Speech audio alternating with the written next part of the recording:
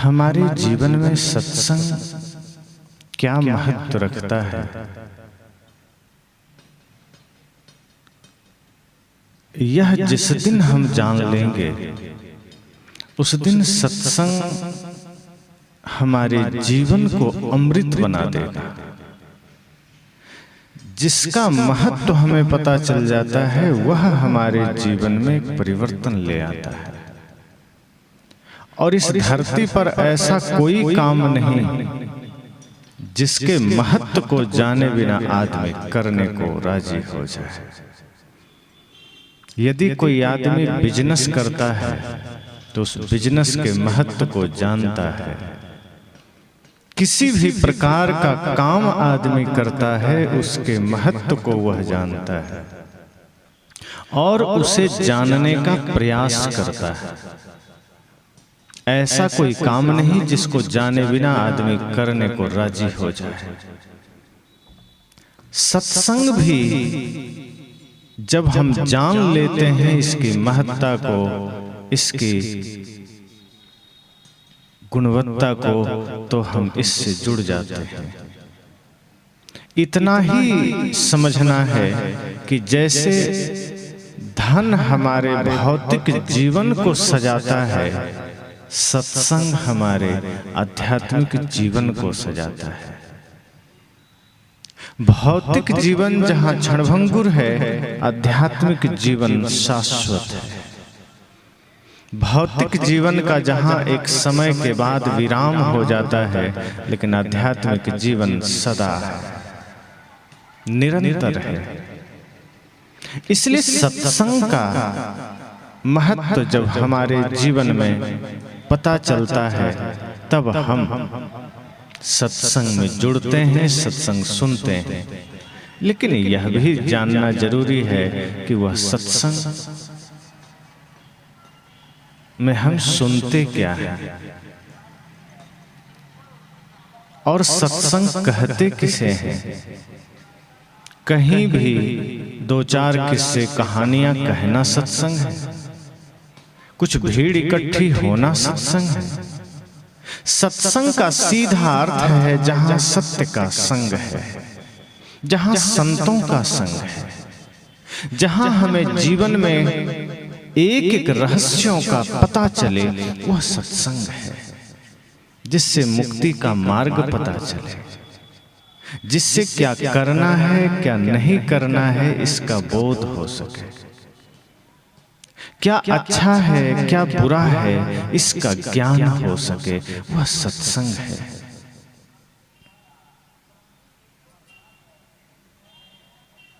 और निश्चय ही यह सत्संग 3 दिनों तक चलेगा। 3 दिनों में हम सबको अपने जीवन को समझने और अपने जीवन में एक बदलाव लाने का मार्ग मिलेगा। सत्संग कभी साधारण नहीं होता। शब्द साधारण होते हैं, लेकिन वे शब्द जो सत्संग के होते हैं, सत्य के होते हैं, उसमें इतना सामर्थ्य होता है कि वो पूरी मनुष्यता को बदल सके, पूरे समाज में एक परिवर्तन ला सके, रोती हुई मानवता में एक मुस्कुराहट आ सके। इतना सामर्थ्य सत्संग में होता है। और जितना भी समय हम सत्संग में देते हैं, वह समय हमारे जीवन को कीमती बना देता है। इसलिए जब किसी ने गोस्वामी जी से पूछा कि आपके नजरों में सबसे कीमती और महत्वपूर्ण समय कौन सा है, तो उन्होंने इतना ही कहा, धन्य घड़ी जब सोई सत्संगा। उन्होंने यह नहीं कहा कि वह घड़ी धन्य है जब तुम रुपये का बंडल गिन रहे हो, वह घड़ी धन्य है जब तुम परिवार के साथ बैठे हो, वह घड़ी धन्य है जब तुम व्यापार कर रहे हो। उन्होंने इतना ही कहा, ये तो तुम करोगे ही, पेट के लिए इतना तो आवश्यक है, ये तो सब करते हैं, लेकिन ध्यान रखना वह घड़ी धन्य है, वह घड़ी महत्वपूर्ण है जब तुम्हारा समय सत्संग में बीते, तुम्हारा समय संतों के संग में बीते, तुम्हारा समय ज्ञान में बीते।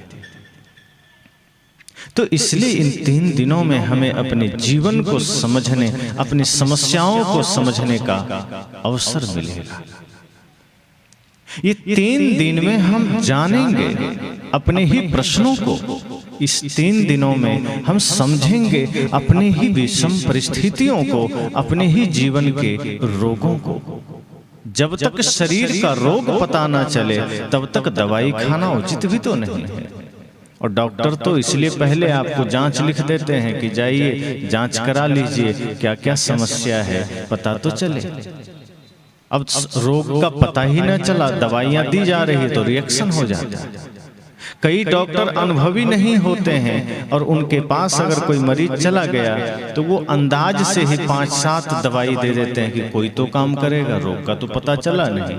अब एक काम कर गया, 5 रिएक्शन कर गया और बीमारी बढ़ जाती है। जीवन में भी यही बात है। जब तक हमें अपने ही जीवन के प्रश्नों का पता ना हो, अपने ही रोगों का पता ना हो कि हमारे मन में रोग कौन कौन से हैं, तब तक उसका समाधान नहीं होता। हालांकि सत्संग आयुर्वेद की तरह है कि अगर 10-5 बीमारी भी है और एक का ही पता चला तो सत्संग एक साथ सबका समाधान कर देता है, नुकसान नहीं करता।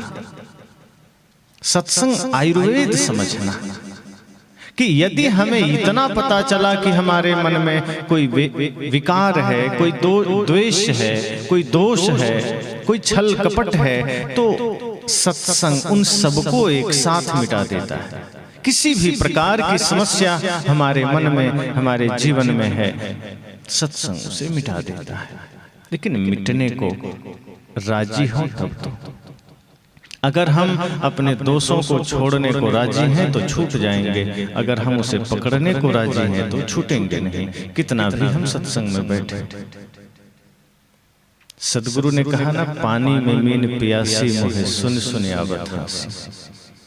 अब एक मछली ने कहा कि मुझे बड़ी प्यास लगी है। सदगुरु कबीर ने कहा तो हंसी की बात है, तुम पानी में ही हो, पानी के बिना तुम्हारा जीवन चल नहीं सकता, पानी के बाहर तुम जीवित ही न रह सकोगे, और तुम पानी में हो इसका प्रमाण यह है कि तुम जिंदा हो, और तुम्हारे जिंदा होने का सबूत है कि तुम जल में हो और फिर तुम प्यासे हो। ये हंसी की बात है, लेकिन वो मछली कोई और नहीं, ये मनुष्य है, इस समाज है।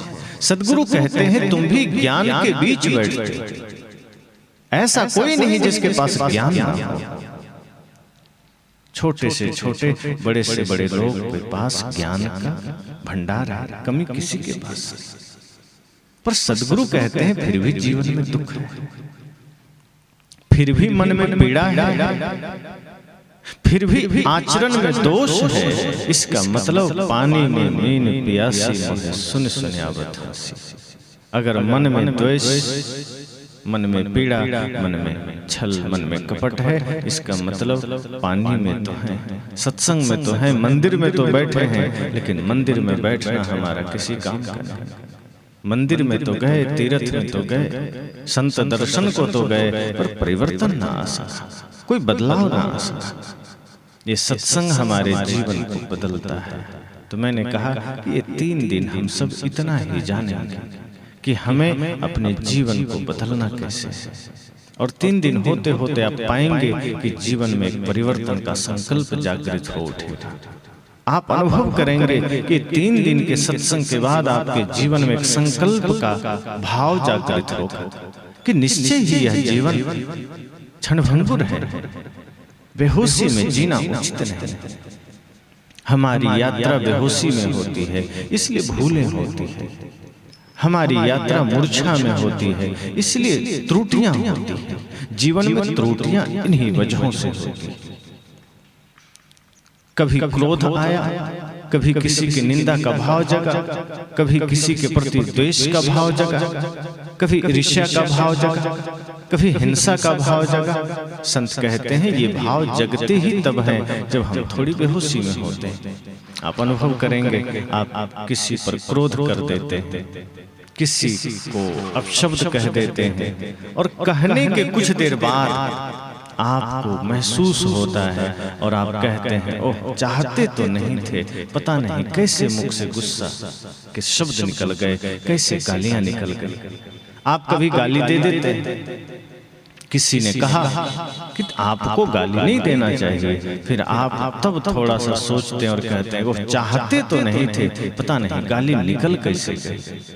इसका इतना ही मतलब है कि गाली उस वक्त निकली जब आप अपने भीतर मौजूद नहीं थे, जब आप अनुपस्थित थे, और आपके अनुपस्थिति में मन ने भीतर से कचड़े बाहर कर दिए, भीतर के विकार को बाहर दिखा दिया संसार का। जब हम मौजूद होते हैं, जब हम जागरूक होते हैं, होश में होते हैं, तो फिर मन कभी भी आपके आज्ञा के विरुद्ध कार्य नहीं कर सकता। फिर क्रोध के भाव ना जगेंगे। कोई आदमी कहता है ना कि क्या करें, बीड़ी नहीं छूटती, शराब नहीं छूटती। ये सारे विकार तब हमारे जीवन में आते हैं जब हम बेहोशी में होते हैं, और शराब तो प्योर बेहोशी की बात है। लोग कहते हैं कि आदमी शराब पीता है, बेहोश हो जाता है, कुछ भी बोलता है, दिमाग खो गया, बेहोशी में आ गया। संत कहते हैं ऐसा बिल्कुल नहीं है। वो बेहोश पहले ही हो गया, इसलिए शराब पिया है। अगर होश में होता तो शराब छूता ही नहीं। वो बेहोश बाद में थोड़े हुए, पहले ही हो गया। उसकी मूर्छा पहले ही आ गई, निद्रा पहले ही आ गई, तब उसने शराब को छुआ। पहले ही बेहोशी आ गई, तब उसने गुटखा को छुआ, तब उसने झूठ को छुआ। इसलिए भले ही शरीर मंदिर में बैठा हो, भले ही शरीर सत्संग में बैठा हो, पर मन अगर बाजार का चक्कर काट रहा है, संसार का चक्कर काट रहा है, तो समझना शरीर यहाँ रहेगा लेकिन लाभ कुछ ना होगा। इसलिए मैंने कहा कि ये 3 दिन का सत्संग हमारे जीवन को बदलने के लिए, और ये संकल्प लेकर अगर बैठेंगे तो यह सत्संग हमारे जीवन के समस्याओं का समाधान बन सकता है। अगर यह संकल्प लेकर बैठेंगे तो यह सत्संग हमारे जीवन के प्रश्नों का उत्तर बन सकता है। सामाजिक रूप से, पारिवारिक रूप से, राजनीतिक रूप से, आध्यात्मिक रूप से जो कुछ भी हमारे जीवन में संकल्प होगा, वो सारे संकल्प पूरे हो सकते हैं। ये सत्संग सिर्फ हमारे आध्यात्मिक जीवन को ही सुंदर नहीं बनाता, हमारे व्यवहारिक जीवन को भी व्यवस्थित करता है, हमारे राजनीतिक जीवन को भी व्यवस्थित करता है, सामाजिक जीवन को भी व्यवस्थित करता है। सदगुरु कबीर यह नहीं कहते कि सिर्फ ध्यान करने बैठ जाओ और काम बन गया। वे कहते हैं अगर चलते चलते भी तुम्हें बढ़िया से सत्संग का भाव भीतर है तो तुम चलते चलते सत्संग कर सकते हो, बैठने की जरूरत नहीं। अगर सत्संग आचरण में उतर जाए तो तुम पढ़ते लिखते सत्संग कर सकते हो। झाड़ू लगाओ, मंदिर हो या आंगन, समझना सत्संग ही है, बस भाव पवित्र रहना चाहिए। आपका कर्म ही पूजा बन जाए तो सत्संग तो उतर ही गया, समझना। अगर आप घर में ही सेवा कर रहे हैं और वह सेवा का भाव पूजा का भाव बन जाए तो समझना आपका घर में ही सत्संग हो गया। अगर आप सड़क में झाड़ू लगा रहे हैं और वो सड़क आपके भीतर यह भाव जग जाए कि यह सड़क परमात्मा का ही आंगन है, तो समझना कि वो पूजा ही हो गया। आप किसी को भोजन दे रहे हैं और ये समझना कि ये भोजन हम परमात्मा को ही दे रहे हैं, तो भोजन भी प्रसाद हो जाएगा। यही तो फर्क है हमारे चिंतन में, कि जैसे ही चिंतन बदलता है हमारी सोच बदलती है। जहां होते हैं वहीं सत्संग हो जाता है, फिर अलग से सत्संग में जाने की आवश्यकता कहाँ है। फिर जहां भी खड़े होते हैं वहीं से धर्म की यात्रा आरंभ हो जाती है, वहीं से ज्ञान की धारा प्रवाहित हो जाती है। और इसके लिए यहाँ वहां भटकने जाने की जरूरत नहीं पड़ती। फिर जहां खड़े हैं सत्संग समझना हो गया। अगर आपने किसी जीव जंतु की सेवा की, समझना परमात्मा की सेवा की। आपने भूखे को भोजन दिया, समझना परमात्मा को भोजन दिया। यह भाव एक बार जागृत तो हो और हुआ तो सत्संग हो गया। सत्संग मतलब यही है कि भीतर की चेतना का जग जाना, और वो आप अगर बाजार में हैं तो वहां ज्यादा जरूरी है। सत्संग में तो सभी शांत हैं, यहाँ किसी से किसी को विवाद थोड़े। यहाँ किसी से किसी को झगड़ा भी नहीं है, किसी को कोई अपशब्द भी नहीं कहेंगे, किसी से किसी को शिकायत भी नहीं है। असली मामला तो शुरू होता है बाजार में, घर में, संसार में। और जब वहाँ हम इसी भाव में जीने लगे तो समझना सत्संग वहाँ हो गया, और वहाँ सत्संग हो गया तो जीवन स्वर्ग बन गया, सुंदर बन गया। तो जीवन को सुंदर बनाने का यह केंद्र है। सत्संग को इसलिए परिवर्तन प्रवर्तक स्थल भी कहते हैं कि यहाँ मन बदलता है, जीवन बदलता है, जीने का ढंग बदलता है। बिखरा हुआ परिवार एक सूत्र में बंधता है, ये वो स्थल है। बिखरा हुआ मन शांत होता है, टूटे हुए दिल जुड़ते हैं। जीवन में पैदा हुई अश्रद्धा श्रद्धा में बदलती है। यहाँ से हम जानते हैं कि माता पिता, गुरु और राष्ट्र के प्रति हमारा समर्पण कैसा हो, हमारी श्रद्धा कैसी हो। हम सत्संग कर तो लेते हैं, लेकिन न माँ बाप के प्रति हमारा समर्पण होता है, न राष्ट्र के प्रति, न गुरु के प्रति। आज जो देश में इतने सारे आडंबर हैं, इतनी सारी समस्याएं हैं, क्यों है? क्योंकि सत्संग और हमारे बीच थोड़ी दूरी हो गई है। कहने और करने के बीच थोड़ी दूरी हो गई है। जिस दिन कहने करने के बीच एकता हो जाए, कथनी और करनी एक हो जाए, उस दिन सत्संग समाज में परिवर्तन ले आ सकता है। उस दिन इस समाज में फैली हुई बुराइयां मिट सकती है। एक बार एक सभा लगी थी, राजा भोज की सभा थी। राजा के सभा में एक प्रश्न आया। प्रश्न यह आया कि सबसे बड़ी दूरी किसके बीच है? तो काफी लोग बैठे थे। एक व्यक्ति खड़ा हुआ, कहा मेरे ख्याल से तो मेरे घर से और खेत की दूरी बहुत बड़ी दूरी, मुझे जाने का मन ही नहीं करता, इसलिए खेती खराब हो जाती है। आलसी आदमी था, उसने उसे ही ज्यादा दूरी समझा। इतना आलसी था कि खेत भी जाने में बोझ लगता था। उसने कहा राजन, मेरे घर से खेत की दूरी बड़ी दूरी है, मैं जा नहीं सकता। तो लोग थोड़ा हंसे, लेकिन राजा ने कहा कोई बात नहीं, इसने अपने मन की बात कही, अच्छी बात है। तो क्या यह मान लें कि घर से खेत की दूरी सबसे बड़ी दूरी है? तो दरबारियों ने कहा नहीं, ये कैसे हो सकता? खेत तो ऐसे भी टहलते 2-4 मिनट में, 10 मिनट में लोग पहुंच जाते हैं, ये दूरी बड़ी दूरी नहीं है। तो राजा ने कहा फिर अगला बताओ। दूसरा आदमी खड़ा हुआ, उसने कहा मेरे ख्याल से घर से दिल्ली की दूरी सबसे बड़ी दूरी है, क्योंकि सब कोई जा नहीं सकता, बड़ी मुश्किल है। तभी तीसरा आदमी हंसा, कहा ये भी कोई बात? घर से दिल्ली, आजकल तो फ्लाइट की सुविधा है, ट्रेन की सुविधा है, जब बैठो पहुंच जाओ, शाम बैठो सुबह पहुंच जाओ। फ्लाइट में 1.5 से 2 घंटे लगते हैं, ये भी कोई दूरी? दूरी तो नाप ली गई। तो राजा ने कहा इससे भी पूरी दूरी नहीं मानी जा सकती। तो तीसरे ने कहा कि मेरे ख्याल से घर से अमेरिका की दूरी सबसे बड़ी दूरी है, जहां सब नहीं जा सकते। तब लोग थोड़ा सा सोचने लगे कि बात तो सही कह रहा है, दम है थोड़ी बातों में। तब कहा मान लें घर से अमेरिका की दूरी सबसे बड़ी दूरी। तो लोगों ने कहा अब तो मानना ही पड़ेगा। लेकिन एक और ज्ञानी बैठा था चौथा, उसने कहा ये भी कोई दूरी है, अभी मैं न्यूयॉर्क से आया, बड़ा सरल है जाना, फ्लाइट से चले जाओ 18 से 20 घंटे में पहुंच जाओगे, कौन सी बड़ी दूरी है? दूरी नाप ली गई है, जितना किलोमीटर है वो पता है। तब लोगों ने कहा अब क्या है? तब उस चौथे व्यक्ति ने कहा कि सबसे बड़ी दूरी है घर से चांद की दूरी। अब लोग थोड़ा शांत हुए, कहा अब तो ये बहुत अंतिम बात हो गई लगता है, अब अमेरिका से ज्यादा दूरी तो चांद की है ही। तो पांचवा आदमी ने कहा कि तुम्हें पता है कि घर से चांद की जो दूरी है उसे भी नाप लिया गया है और वहां भी लोग पहुंच गए हैं, इसलिए घर से चांद की दूरी भी कोई दूरी नहीं है।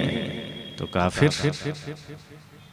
उसने कहा धरती से आकाश की दूरी सबसे बड़ी दूरी है। तभी छठा व्यक्ति खड़ा हुआ, कहा अरे ये धरती आकाश क्यों कर रहे हो, सीधी बात है, पाताल से आकाश की दूरी सबसे बड़ी दूरी है, अब इससे कोई बड़ी दूरी नहीं। अब सब शांत हो गए। कहा ये आकाश में तो सूर्य भी है, चांद भी है, मंगल भी है, सारे ग्रह आकाश में है, अब कहां से नापेंगे, निश्चय ही ये दूरी बड़ी दूरी होगी। और उसमें भी पाताल से बताया जा रहा है, तो पाताल से आकाश की दूरी सबसे बड़ी दूरी है। अब राजा ने कहा अब किसी के पास कोई उत्तर है? सब लोग शांत हो गए, कहने तो मुहर मार दे, फाइनल कर दे कि यह बात, यह दूरी सबसे बड़ी दूरी। सब शांत हो गए, सबने कहा जी राजा, ये पाताल से आकाश की दूरी इस ब्रह्मांड में सबसे बड़ी दूरी है, यह बात मान लेनी चाहिए। तभी एक बूढ़ा व्यक्ति आया, उसने कहा ठहरो, अभी बहुत बाकी है। अब क्या बाकी है? अब तो सारी अंतिम बात हो गई। उसने कहा मैं समझ सकता हूँ कि घर से खेत की दूरी थोड़ी दूरी है, भारी जिसको लगे उसके लिए तो दूर ही है। कहते हैं ना कि मिलना मंजूर हो तो दिल्ली नहीं दूर है, और मिलना मंजूर ना हो तो चौखट बड़ी दूर है। अगर मन ना हो तो दरवाजा भी बहुत भारी लगता है निकलने में, और मन हो तो कहीं जाया जा सकता है। तो पहले व्यक्ति ने कहा कि घर से खेत की दूरी बड़ी दूरी है, ठीक है, वो अपने भाव से कहा। किसी ने कहा घर से दिल्ली की दूरी, ये भी है, बात मानता हूँ। किसी ने कहा घर से अमेरिका की दूरी, ये भी कुछ दूरी है, ये भी बात मैं मानता हूँ। किसी ने कहा धरती से चांद की दूरी, ये भी मैं मानता हूँ। किसी ने कहा धरती से आकाश की दूरी, ये भी मैं मानता हूँ। किसी एक ने कहा पाताल से आकाश की दूरी, ये भी मैं सुना हूँ, मानता हूँ। लेकिन ध्यान रखना, आज विज्ञान के पास ऐसी ऐसी मशीनें हैं कि इन सारी दूरियों को नापा जा चुका है। इसका सबका मापदंड सबके पास है कि कहां से किसकी कितनी दूरी है। इसलिए सबसे बड़ी दूरी ये भी नहीं है, सबसे बड़ी दूरी वह माना जाएगा जिसको आज तक किसी ने नापा नहीं। और मेरे हिसाब से राजन, इस धरती पर, इस ब्रह्मांड में सबसे बड़ी दूरी है कथनी और करनी के बीच की दूरी, जिसे लोग नाप नहीं पाते हैं। इसलिए मेरे हिसाब से ये बाहर की दूरियां तो छोटी सी दूरियां हैं, ये बाहर की यात्राएं तो छोटी सी यात्राएं हैं। हमारे जीवन की सबसे बड़ी दूरी यही है, कथनी और करनी के बीच की दूरी। जैसा कहे करे पुनि तैसा राग द्वेष निरुवारे। कहे जैसा कहो वैसा करने में हमारे जीवन बीत जाते हैं, उम्र गुजर जाते हैं, वैसा कर नहीं पाते हैं। एक एक क्षण हमारा निकलता चला जाता है, जवानी चली जाती है, बुढ़ापा चली जाती है, अंतिम राख हो जाते हैं। लेकिन कथनी और करनी एक होना बहुत मुश्किल है। कोई विरला है जो अपने कथनी और करनी को एक कर लेता है, और वो विरले इस पूरे ब्रह्मांड में 0.000% भी नहीं है, 0.001 इतना है। तो समझ लेना, ये सबसे बड़ी दूरी है। जिसके जीवन में सत्संग उतर जाता है, उसकी कथनी करनी एक होने की संभावना बढ़ जाती है। अब हमारे जीवन में कथनी है, करनी नहीं। हम कहते हैं, सुनते हैं, चलते नहीं। संत कहते हैं कहना थोड़ा, चलना ज्यादा। अगर एक शब्द गुरु संतों का सुनो, उसे जीवन में उतारने की चेष्टा करना, यही इस जीवन का विजय है, यही इस जीवन की जीत है। हम तो संसार में जीतने की चेष्टा करते हैं और अपने भीतर ही हारते चले जाते हैं। असली विजय यह नहीं है कि आप बहुत से धन का मालिक हो गए। आपकी विजय इसमें नहीं है कि आप 10, 20, 50, 100 लोगों पर शासन करने लगे। ये आपकी विजय इसमें नहीं है कि आप बहुत से लोगों का संगठन का हिस्सा बन गए। आपकी विजय इसमें भी नहीं है कि आपका सम्मान होने लगे। तो संत कहते हैं विजय किसमें है? कहा विजय आपका उसमें है कि आप अपना मालिक बन जाए। हम अपना ही मालिक नहीं बन पाते, अपने मन का मालिक नहीं बन पाते, और राष्ट्र पर, समाज में, दुनिया में विजयी होना चाहते हैं, दुनिया पर शासन करना चाहते हैं। दुनिया पर शासन करना तो कभी न कभी संभव हो जाएगा, लेकिन वो शासन फिर कोई काम का नहीं।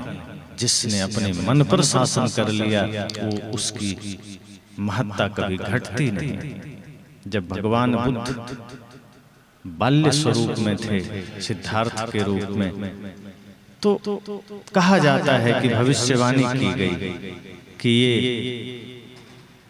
चक्रवर्ती सम्राट बनेंगे, लेकिन अगर नहीं बन पाए तो ये सन्यासी बनेंगे।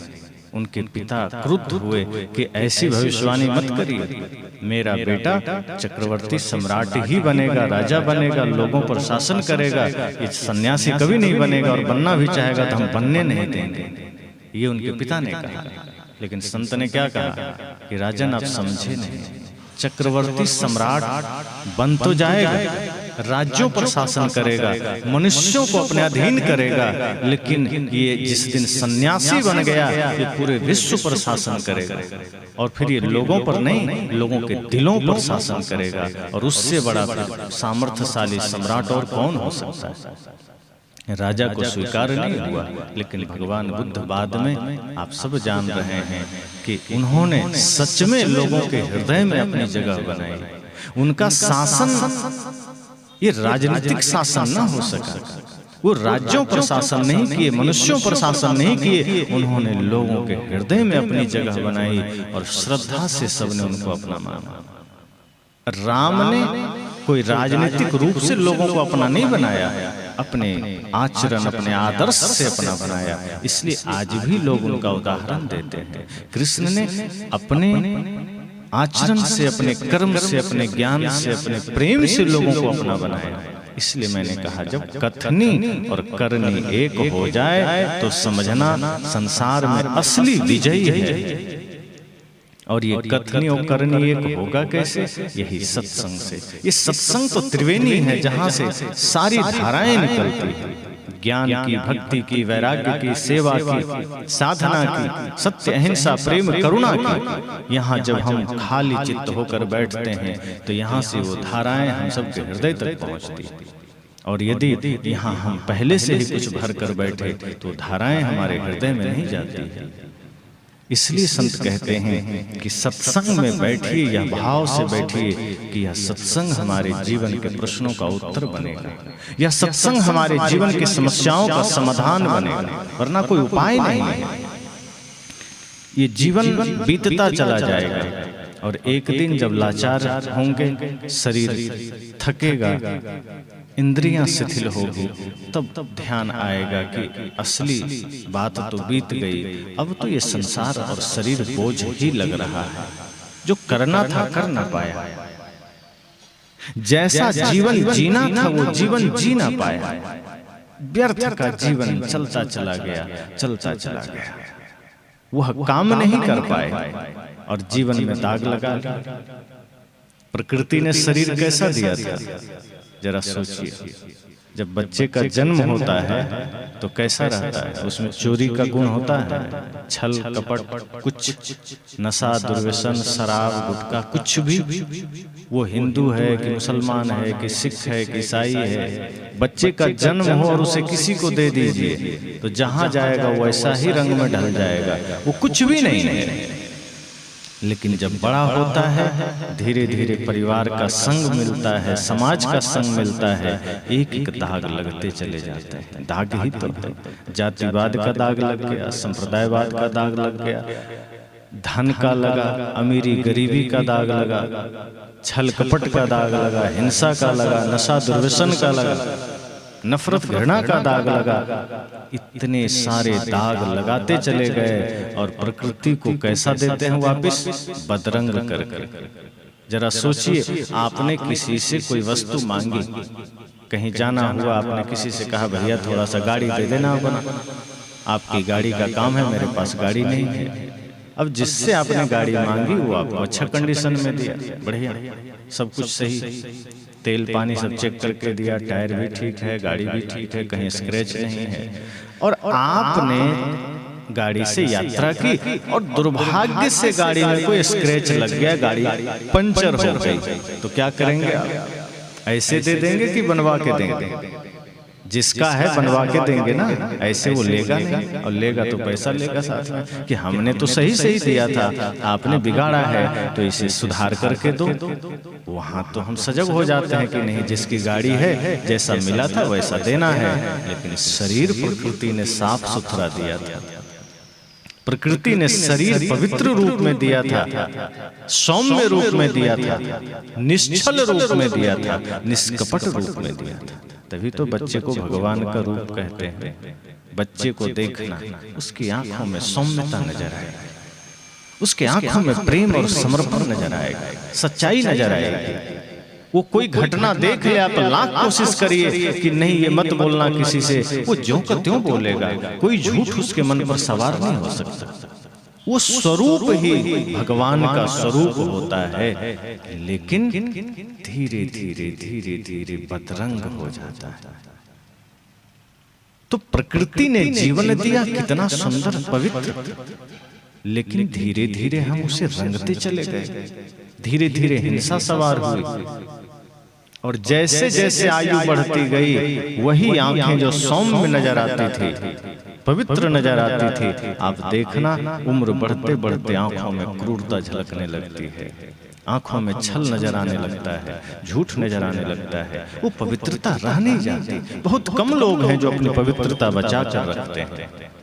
गंदगी भर जाती है। आपके कपड़े में कोई दाग लग जाए, आप खुद से छुड़ा लेते हैं, केमिकल लाकर साबुन से छुड़ा लेते हैं। जीवन में दाग लगता जा रहा है, छुड़ाने को कोई तैयार नहीं। कहीं क्रोध का दाग लगा, कहीं छल का, कहीं काम का, कहीं ईर्ष्या का, कहीं द्वेष का, कहीं घृणा का। हम उन दागों को सजा के रखते चले जाते हैं, उसे मिटाने का प्रयास नहीं करते। प्रकृति ने साफ जीवन दिया था, सुथरा जीवन दिया था। जब दांत आए जन्म के कुछ दिन के बाद, तो दांत कैसे थे? मोती के समान चमकते थे, एक जैसे। लेकिन बाद में कुसंग में पड़कर गुटखा खाने लगे, तंबाकू खाने लगे, बीड़ी पीने लगे, तो जो दांत मोती के समान था, बाद में कचड़ा खाते खाते कैसा हो गया? डामर के समान, जैसे कि मुंह में डामर डाल दिए किसी। अब मुख है, कितना पवित्र जगह। इसी से हम भगवान का नाम लेते हैं, गुरु का नाम लेते हैं, इसी से प्रसाद ग्रहण करते हैं, और इसी में हमने कचड़ा भी डाल लिया। गुटखा कचड़ा ही तो, और क्या है? बीड़ी क्या है? जहर है, सिगरेट जहर है। तो जो मुख पवित्र है, भगवान के मंदिर का दरवाजा है ये मुख, और इसी शरीर रूपी मंदिर के दरवाजे में हमने कचड़ा डाल दिया, तो ये शरीर रूपी मंदिर अपवित्र हो गया। पर कोई बात नहीं, सदगुरु कबीर के पास बहुत मौके हैं। वे कहते हैं चिंता मत करना, कोई दाग लग जाए तो कोई बात नहीं, मनुष्य जीवन है, हो जाता है। और जगह तो कह देते हैं कि नहीं तुमने पाप कर लिया, अब कोई उपाय नहीं, अब तो नरक में ही जाना है। सदगुरु कबीर कहते हैं नहीं, ये मनुष्य जीवन कर्म की भूमिका है, बहुत उपाय है। पाप हो जाए चिंता मत करना, भूल हो जाए चिंता मत करना। हाँ, लेकिन अगर भूलों को सुधारा ना जाए तब नरक जाओ। लेकिन भूल हो जाए कोई बात नहीं। अंगुलीमाल से भी तो बहुत पाप हुआ, लेकिन बुद्ध मिले, जीवन बदला, सन्यासी बन गया। रत्नाकर ने भी तो बड़े जघन्य पाप किए, वैसा तो कोई नहीं करता आज। लेकिन सप्तऋषि मिले या नारद जी मिले, जीवन बदला, वाल्मीकि ऋषि बन गए। सदगुरु यही कहते हैं चिंता मत करना। कोई दाग लग जाए जीवन में कोई बात नहीं, भूल में लग गए, अनजाने में लग गए, कुसंग वश लग गए, ज्ञान ना था, कोई भूलें हो गई, कोई दाग लग गया, चिंता नहीं करना। लेकिन ये ध्यान रखना कि अब दाग छुड़ाने का समय है। प्रकृति को ये जीवन ऐसे मत लौटा दे।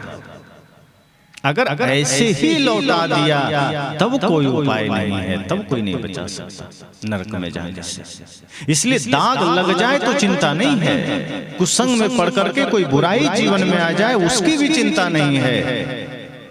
संतों ने कहा है मनुष्य गलती का पुतला है, अक्सर हो ही जाती है, जो कर ले ठीक गलती को उसे इंसान कहते हैं। और सदगुरु कबीर ने क्या कहा है? ध्रुव प्रहलाद सुदामा ने ओढ़ी, सुखदेव ने निर्मल कीनी चदरिया, सुखदेव ने निर्मल कीनी। दास कबीर ने ऐसी ओढ़ी,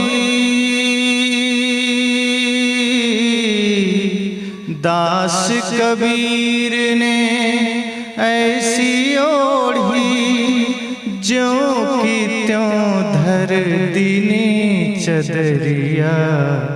झीनी रे झीनी के राम नाम रस भीनी चदरिया।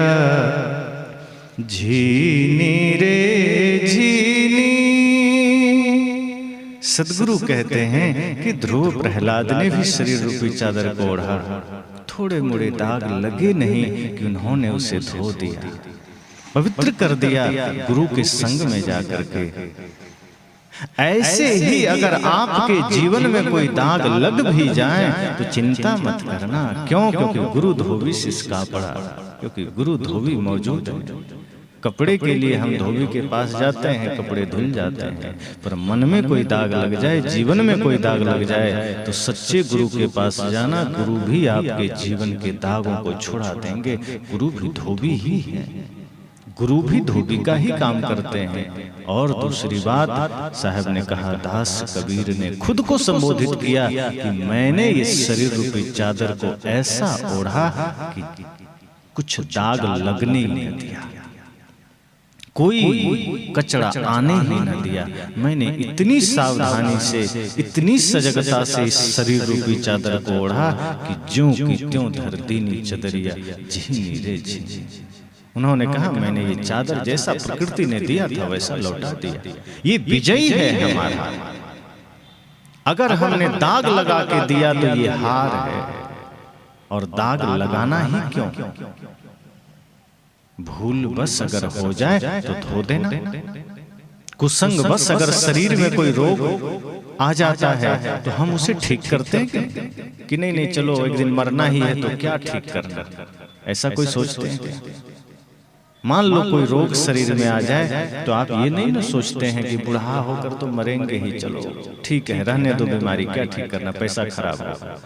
लेकिन आप ठीक करते हैं। बल्कि मृत्यु सैया पर लेटा हुआ आदमी भी अगर आखिरी सांस भी गिन रहा है तो आदमी सोचता है 10 लाख भी लग जाए इसको बचाने की चेष्टा करेंगे। क्यों? जब तक पैसे हैं, जब तक श्वास है, आप उम्मीद नहीं छोड़ते हैं कि कोई रोग भी आ जाए तो हमें ठीक करना है।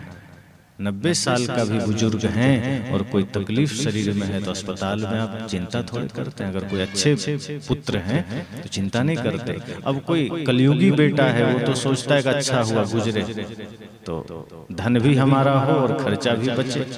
ऐसे भी लोग होते हैं। जो माता पिता को वृद्धाश्रम में भेज दिए तो वो थोड़े सोचेंगे कि पिताजी को पैसा लगा के हम ठीक कर दें। वो तो सोचते हैं कि जितना जल्दी बूढ़ा गुजरे उतना आनंद है घर में, झूठे झंझट। लेकिन जो पुत्र वास्तव में श्रवण कुमार का के पद चिन्हों पर चल रहा है, जिसके लिए माता पिता महत्वपूर्ण है, उनके ही चरणों में तीर्थ है, उनके ही चरणों में धाम है, वो अंतिम तक चेष्टा करता है कि पिताजी बच जाए। क्योंकि पिता का होना ही वो अपने आप में ये समझता है कि भले ही हम सब कुछ कर रहे हैं, पर अगर पिता जिंदा है तो ये महसूस होता है कि सिर पर किसी का हाथ है, वो आनंदित होता है। इसी तरह संत कहते हैं, जीवन में कोई दाग लग जाए छुड़ाना, कुसंग बस कोई भूल हो जाए उसे ठीक करना, गलत संगत में पड़कर जीवन में कोई दोष आ जाए उसे मिटाना। और चेष्टा करिए कि यह जीवन बेदाग हो जाए, कोई दाग न रहे। जब बेदाग रहेगा और तब आप प्रकृति को लौटाएंगे तो खेद मन में नहीं होगा कि दाग लगे रह गए, बुराइयां पड़ी रह गई जीवन में, तब खेद नहीं होगा और यात्रा भी आनंददायी होगी। सदगुरु कबीर ने कहा कि जब दाग लगे तो छुड़ा लेना। गुरु संत के पास ये सामर्थ्य है, ये ज्ञान उनका इतना पावरफुल है कि अगर हमने स्वयं को समर्पित कर दिया गुरु को, तो गुरु हमारे जीवन के दाग छुड़ा देते हैं, हमारे मन के दाग छुड़ा देते हैं। शरीर के दाग, शरीर की बीमारी, कपड़े के दाग ये बाहर छूटेंगे, लेकिन मन के दाग सत्संग में छूटेंगे। इसलिए बाहर हम यह सोचें कि चलो कोई बात नहीं, मन में दाग है तो चल जाएगा, नहीं चलेगा। मन के दाग जरूरी है छूटना। तो ये 3 दिन का सत्संग हम सबको जागृत करेगा। ये समझना पहला सत्र है, यह आरंभ है हमारे जीवन के उद्देश्यों को जानने का। ये आरंभ है हमारी यात्रा का कि हम एक धर्म की यात्रा पर चल सकें, हम कर्म की यात्रा पर चल सकें, जहां कर्म और धर्म एक होगा। अंतिम दिन होते होते आप ये अनुभव करेंगे कि जहां एक और कर्म की धारा है, दूसरी तरफ धर्म की धारा है, दोनों को एक होना है। जब कर्म धर्म, धर्म कर्म बन जाए, तब समझना जीवन में विजयी हुआ। कर्म अलग न रहे, धर्म अलग न रहे। जब हम दोनों को अलग करते हैं, तभी तो भूलें होती हैं। अब भगवान कृष्ण ने गीता में कहा ना, कर्म करो लेकिन फल की इच्छा ना करो। सब जानते हैं। तो एक चोर ने कहा कि मैं चोरी करता हूं तो कर्म ही तो करता हूं, फिर क्या दिक्कत, हम भी फल की इच्छा नहीं करते, अच्छा ही तो करते हैं, पुण्य ही तो है। तो भगवान भी कहते हैं कर्म करो। संत ने कहा, उन्होंने, भगवान ने यह कहा कि कर्म करो, फल की इच्छा ना करो, लेकिन ध्यान रखना, अगर तुमने पाप कर्म किए हैं तो फल की इच्छा जरूर रखना, क्योंकि फिर अगर तुमने कांटे बोए हैं तो फल हाथ में नहीं आएगा, फूल भी नहीं मिलेगा। कर्म सही करना, तब निश्चिंत हो जाना। अगर आपके द्वारा पवित्र कर्म हो रहे हैं, शुभ कर्म हो रहे हैं, तो निश्चिंत रहिए कि अच्छा ही मिलेगा। लेकिन भूल हो गई है जीवन में, कोई पाप कर्म हो गया है, तो सजग रहना कि कब थपेड़ा पड़ेगा कर्म का पता नहीं, कब चोट पड़ेगी यमराज का पता नहीं, तब तो चिंता करनी पड़ेगी। मान लीजिए आप कहीं दान कराए कुछ, जीवन में ही समझिए इस गणित को। आपने किसी को कुछ दान कर दिया, अभी ठंडी का समय है, आप कंबल बांटाए, बच्चों को कलम किताब बांटाए, किसी भूखे को भोजन बांटाए, तो घर आने पर आप चिंता करेंगे? मन में विचलन रहेगा, मन में उद्वेग रहेगा? नहीं रहेगा। आपको शांति मिलेगी कि आज मैंने किसी को कुछ दिया है, आज मैंने किसी भूखे को भोजन दिया, किसी प्यासे को पानी दिया। आप तो बल्कि बखान करेंगे, खुलेआम चौराहे पर बैठेंगे तो आपका सीना गर्व से चौड़ा रहेगा कि नहीं, मैंने किसी का दिल नहीं दुखाया, आज मैंने लोगों के आंसू पोंछे हैं, मैंने दूसरों की पीड़ा को हरा है। आप गौरवान्वित होंगे। लेकिन जरा सोचना कि आप कहीं चोरी करके आ जाइए, आप घर में भी रहिएगा तो आपको अगर एक चूहा भी गुजरेगा तो पुलिस तो नहीं, आपको भय सवार होगा, आप निश्चिंत नहीं रहेंगे, आप चिंता में रहेंगे। अपना घर का भी बच्चा कहीं इधर उधर खुर खार किया, आप तुरंत घबरा जाएंगे, कोई गाड़ी तो नहीं गुजरी, कहीं पुलिस तो नहीं। आप एकांत में भी हैं तो भयभीत हैं, चौराहे पर तो अब जा ही नहीं सकते। हो सकता है चोरी करते किसी ने ना देखा, किसी को पता भी ना हो, लेकिन आप निश्चिंत हैं क्या? आप शांत हैं? पीछे से किसी ने आवाज भी दिया तो आपको लगेगा, लगता है ये जान गया है, कहीं पकड़वा न दे, भागते फिरे। कर्म का फर्क पड़ गया ना। आप अच्छा कर्म करते हैं, सीना तान कर चलते हैं, निश्चिंत होकर बैठते हैं। लेकिन भूलें हो जाए, पाप हो जाए, आप निश्चिंत नहीं रहते हैं। किसी ने देखा नहीं, किसी ने रोका नहीं, किसी ने टोका नहीं, लेकिन आपका अंतर्मन आपको बार बार धिक्कारता है, बार बार भय पैदा करता है कि तुमसे भूल हो गई है, कभी भी पकड़े जाओगे, कभी भी गिरफ्त में आ सकते हो, इसलिए हम निश्चिंत नहीं रहते। तो कृष्ण ने कहा कि कर्म करना, फल की इच्छा न करना, लेकिन वहां पर सत्कर्म की बात है।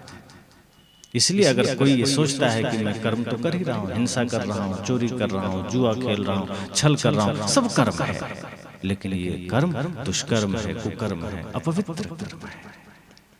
वो कर्म हो जाए तो चिंता जरूर करना, फिर वहां भगवान कृष्ण से निवेदन करना कि भगवान आपने कहा तो है, लेकिन वह कर्म अगर हमसे कोई भूल हुई है तो चिंता तो करनी पड़ेगी, अगर हमसे कोई त्रुटि हुई है चिंता तो करनी पड़ेगी, अगर हमने किसी का दिल दुखाया है तो चिंता तो करनी पड़ेगी, अगर हमने कोई पाप किया है, कुदृष्टि किया है, व्यभिचार किया है, हिंसा किया है तो चिंता तो करनी पड़ेगी, क्योंकि उसका फल बहुत भयंकर होगा। निश्चिंत नहीं रह सकते। अगर आग में हाथ डाल दिया है तो चिंता तो करनी पड़ेगी, क्योंकि उसकी पीड़ा बहुत भयंकर होगी। इसलिए कर्म अगर करते हैं तो निश्चिंत तब होंगे जब वो कर्म सत्कर्म होगा, पवित्र कर्म होगा। और यदि कुछ बुरे कर्म हो गए, कुछ त्रुटियां हो गई, तो सदगुरु कहते हैं चिंता मत करना, हो जाए उसी दिन संकल्प लेना कि ये भूल हमारे जीवन में हुई है, ये त्रुटि हमारे जीवन में हुई है, हमने भूल की है, अब आगे सुधार कर लेंगे। भूलों से सुधारना, स्वयं को बदलना। और यह जीवन में अगर हमने जाना समझा तो हम कहते हैं विपरीत परिस्थितियों में ही हम रास्ता खोजते हैं। अगर गलती रुलाती है तो ये राहें भी दिखाती है। कहा गया है कि गलती हो जाए और अगर रोना आए तो ये रास्ता भी दिखाती है। अगर कोई भटका हुआ आदमी हो, गलती करके वो सीख भी सकता है, क्योंकि वहां उस वक्त आपको। और एक बात और है ना कि जब जीवन में गलती हो जाती है तो सब ताने मारने खड़े हो जाते हैं, सहयोग देने कोई नहीं खड़े होंगे, सन्मार्ग दिखाने वाले कोई नहीं खड़े होंगे। वो तो एक सदगुरु है, संत है। जहाँ कहते हैं ना, दरबार में सच्चे सदगुरु के दुख दर्द मिटाए जाते हैं और दुनिया के सताए लोग यहाँ सीने से लगाए जाते हैं। दुनिया के लोग तो आपके जख्मों पर नमक छिड़केंगे, वो तो चर्चा करेंगे। अगर थोड़ा सा किसी काम में आप जेल चले गए तो मोहल्ले में अपने भी पराये बन जाते हैं कि देखो ये आदमी धर्मात्मा बने घूमता था, इतना दुष्टात्मा है। वो आपकी मजबूरी का इस तरह प्रचार करेंगे। इसलिए सदगुरु कहते हैं सजग रहिए, ये संसार आपका नहीं है। इस संसार सदैव आपके जख्मों को दिखाने के लिए तैयार है, आपकी पीड़ा को दिखाने को तैयार है। आप पीड़ा में हैं वो मुस्कुराए, आप दुख में हैं संसार खुशियां मनाए। इसलिए ये होश में आ जाने की जरूरत है कि संसार से उम्मीद क्या करना। ये संसार तो है ही माया का रूप, ये तो दुख में हमें और नीचे ले जाएगा, और हम सुखी रहेंगे तो संसार दुखी रहेगा। तो 3 दिनों का यह सत्संग आपके जीवन में परिवर्तन लेकर आए, ये मैं संकल्प लेने की बात करूंगा, यह दृढ़ प्रतिज्ञा करने की बात करूंगा। क्योंकि कब क्या हो ये कोई नहीं जानता। सत्संग हमारे जीवन के उद्देश्य को पूरा करता है, भौतिक नहीं, आध्यात्मिक। हम भौतिक उद्देश्य को लेकर आ गए तो सत्संग से कोई उम्मीद नहीं रखना। एक जगह सत्संग चल रहा था, एक माता सत्संग सुनने आई। उन्होंने कहा, गुरुजी मैं आपसे दीक्षा लेना चाहती हूँ और सत्संग भी सुनती हूँ, ये बताना कि आपका सत्संग सुनेंगे तो मेरा घर बन जाएगा। मैंने कहा, मैं ईंट और छड़ सीमेंट थोड़े बेचता हूँ, घर कैसे बन जाएगा? सत्संग सुनने से घर तो नहीं बनेगा। हाँ, आपके घर में शांति जरूर आ जाएगी। आध्यात्मिक रूप से कहूं तो वास्तव में घर बन जाएगा। घर मतलब जहां परिवार रहते हैं वो बन जाएगा, वो बिगड़ेगा नहीं। सत्संग से आपके मन में शांति आ जाएगी।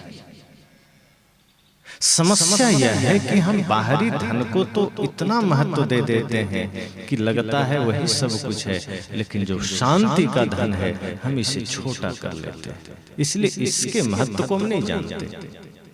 ये महत्व जानना हो तो माता सबरी से पूछना। परम शांति और भक्ति का धन को जानना हो तो मीराबाई से पूछना, विदुर जी से पूछना कि परम शांति का धन की क्या कीमत हो सकती है।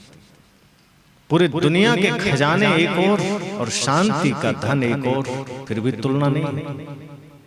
क्योंकि पूरी धरती को भी लुटा दो तो भी शांति नहीं मिलेगी। शांति मन की निर्मलता से मिलती है, और मन की निर्मलता का सूत्र सत्संग से मिलता है। कोई आदमी खूब पैसे कमा ले और भूख ना लगे तो पूछना उसका दुख कितना भयंकर है। वो रुपया चबाएगा कि खूब पैसे कमा लिया तो पैसे में ही मक्खन लगा के खाएगा? संभव है? डनलप का गद्दा हो, एयर कंडीशन रूम हो, एयर कंडीशन गाड़ी हो, और नींद अगर ना आए तो उसे वो मुलायम गद्दे भी काटते हैं, वो एसी भी काटता है।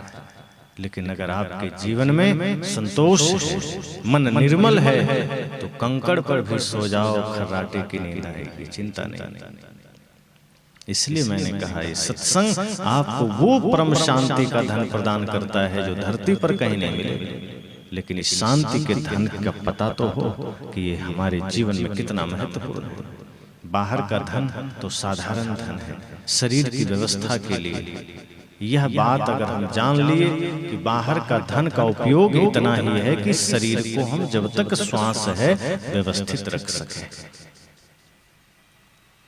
आप यहां ही देखिए, धन की आवश्यकता है, धन है तो ये पंडाल लग गया, धन है तो ये माइक लग गया, लाइटें लग गई, गद्दे आ गए। ये ना होता तो शायद ना लगता। लेकिन ये लगा किस लिए है? ताकि यहाँ सत्संग हो सके। ये बाहर के सारा विस्तार हम किस लिए किए हैं? ताकि ज्ञान की दो चार बातें सुन सके। इसका मतलब कुछ भी करके अगर हम ज्ञान सुनने को राजी हैं, मतलब ज्ञान उससे ऊपर है और सदैव ऊपर रहेगा। मतलब दोनों का अपना अपना काम है। शरीर है, भोजन देना ही पड़ेगा, कपड़े देने ही पड़ेंगे, घर चाहिए ही चाहिए। सदगुरु यह नहीं कहते कि धन है तो लुटा दो, शरीर में रोग लग जाए तो ठीक ना करो, कपड़े फाड़ के फेंक दो। सदगुरु कहते हैं शरीर आपका साधन है, इसका भी ध्यान रखना, इसका भी ख्याल रखना, इसको भी व्यवस्थित रखना, क्योंकि यही आपको मुक्ति तक ले जाएगा। लेकिन इसी पर अटक मत जाना, साधन में अटक मत जाना। ये साधन है, लक्ष्य पर ध्यान रखना। धन मार्ग है, यात्रा है, मंजिल धर्म है। तो धर्म तक जाना है, परम शांति तक जाना है, तो ये सहायक है। इसलिए पहला दिन, पहला सत्र है। सभी को हृदय से शुभकामनाएं हैं कि आगे ऐसे ही तन थिर मन थिर, सुरति निरति थिर हो, इस भाव के साथ इस सत्संग में उपस्थित रहेंगे और धीरे धीरे हम अपने जीवन के उस अंतिम बिंदु तक पहुंचेंगे जहां से परमानंद परम शांति सहज प्राप्त हो सके। वो